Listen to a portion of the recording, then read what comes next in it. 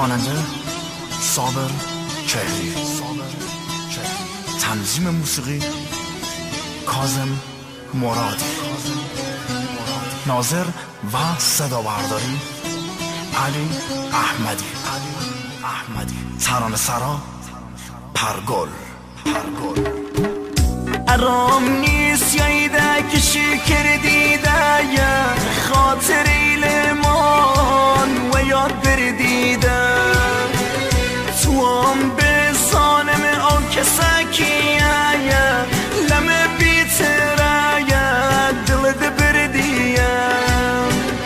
فاطمه شینه که تونی قرآنه یا بعد تو دنیا جیر سندونه فاطمه شینه که تونی قرآنه یا بعد تو مرده ین فره آسانه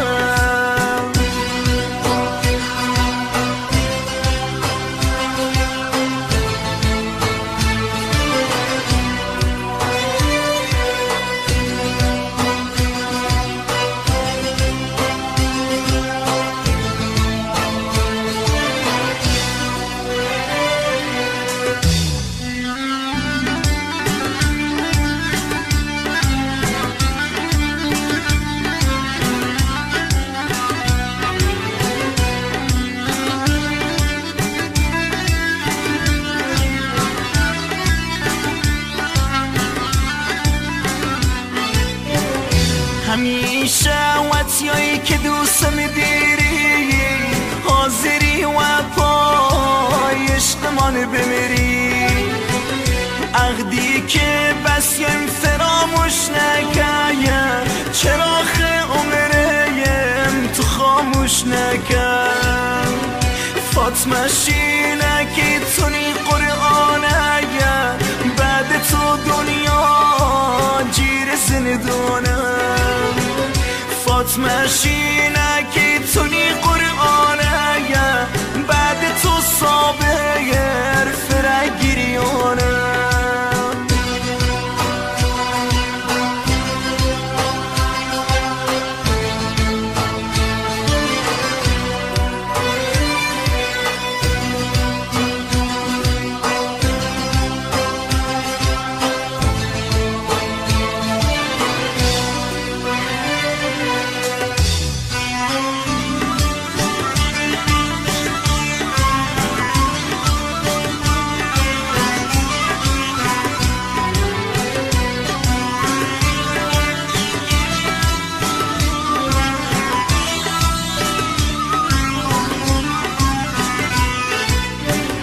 فاطمه نا کسی نکه هم رازه هیچ کسی جرمه نکیشی نازه راضیم جگم و خاک سر بود لدست دلدست کر نامرد بود فاطمه شینه که تونی قرآنه